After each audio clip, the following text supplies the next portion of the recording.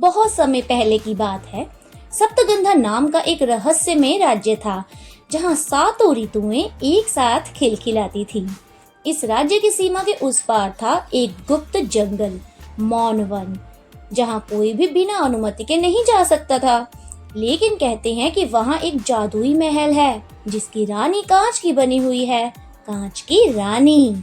लोगों का मानना था कि वह रानी असल में इंसान थी, लेकिन किसी प्राचीन श्राप के कारण वह कांच की बन गई। उस श्राप को केवल चंद्रलोक की चाबी ही खोल सकती थी, जो अब तक किसी को नहीं मिली थी। राज्य की सीमा पर एक छोटी सी बस्ती थी, जहाँ एक 16 वर्ष की चंचल और बुद्धिमान लड़की रहती थी, आर्या। उसकी माँ एक जड़ी बूटी की वैद्य थी और आर्या बचपन से ही प्राकृतिक उपचार और पुरानी कथाओं में रुचि रखती थी। मोनवन की कहानियाँ उसने अपनी नानी से सुनी थी और वह हमेशा सोचती कि कांच की रानी सच में होती है। एक दिन जब आर्या जंगल में औषधियाँ ढूंढने गई, तो उसे एक चमकती हुई तितली दिखाई दी। वह तितली बोल सकती थी। तितली ने कहा, अरे ओ आर्या, समय आ गया है कि तुम मौन बन जाओ और रानी को मुक्त कराओ। आर्या चौंक गई और उत्सुकता और साहस में उसने हाँ कह दी। तितली बोली, परंतु ध्यान रखना, चाबी तक पहुंचने के लिए तुम्हें 3 परीक्षाएं देनी होगी, बुद्धि की, करुणा की और साहस की। पहली परीक्षा थी बुद्धि की। आर्या ने तितली का पीछा किया और मौन मन के द्वार तक पहुंच गई।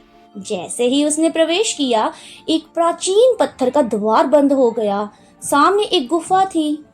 गुफा में एक विशाल पत्थर पर लिखा था, केवल वही प्रवेश कर पाएगा जो प्रश्नों का उत्तर देगा।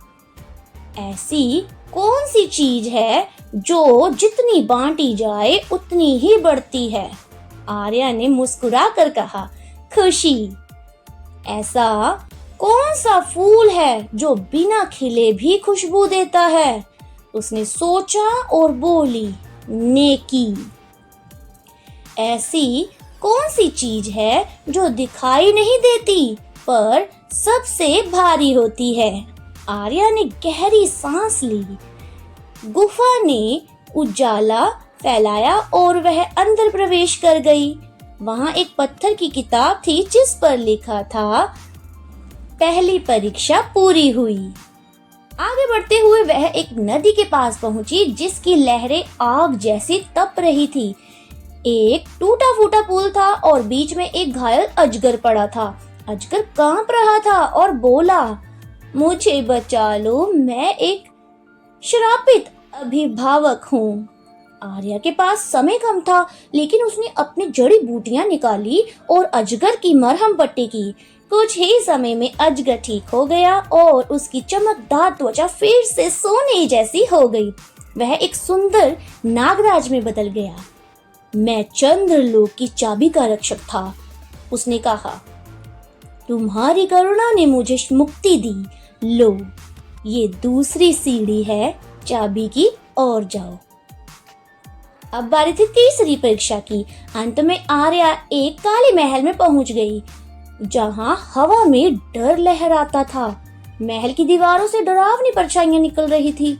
अचानक एक विशाल परछाई सामने आई और गरजी, तुम रुक जाओ, यहाँ से कोई वापस नहीं जा सकता। आर्या ने डर महसूस किया, लेकिन वह डरी नहीं। उसने कहा, मैं सिर्फ रानी को मुक्त कराने आई हूँ। अगर तुम्हें मुझे रोकना है तो पहले मेरी नीयत को परखो। उसने आंखें बंद की और अपने दिल की रोशनी से उस परछाई की आंखों में देखा। परछाई अचानक शांत हो गई और धीरे धीरे मिट गई। वहां एक ताला था, स्फटिक से बना हुआ। आर्या ने नागराज से मिली सीढ़ी को जोड़ा और ताले में चाबी फिट की। ताले के खुलते ही महल की दीवारें कांपी और सामने एक कांच की मूर्ति प्रकट हुई, सुंदर, शांत, परंतु उदास। आर्या ने जैसे ही मूर्ति के पास हाथ बढ़ाया, चाबी अपने आप उस मूर्ति के हृदय में जा समाई।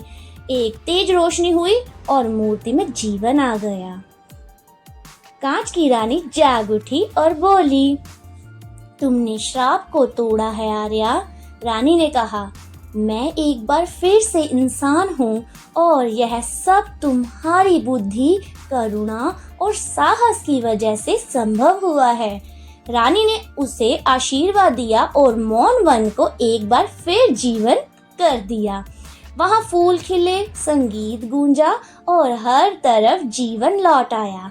आर्या लौट आई, पर अब वह एक साधारण लड़की नहीं थी, वह राज्य की रक्षक बन चुकी थी, एक ऐसी नायिका जिसने परी कथा को सच कर दिया था।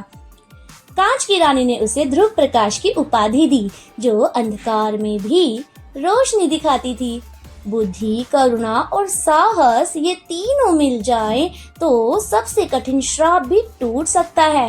हर इंसान के भीतर एक नायिका या नायक छुपा होता है, बस जरूरत होती है विश्वास और सच्चे दिल की। सो फ्रेंड्स, आई होप कि आपको ये वीडियो पसंद आई होगी। अगर आपको हमारी वीडियो पसंद आई हो तो प्लीज़ इसे लाइक, शेयर और सब्सक्राइब जरूर करिएगा। तो मिलती हूँ इसी तरह की और वीडियोस के साथ। तब तक खुश रहो, मस्त रहो और ज़िंदगी हंसकर खुलकर जियो। Thank you.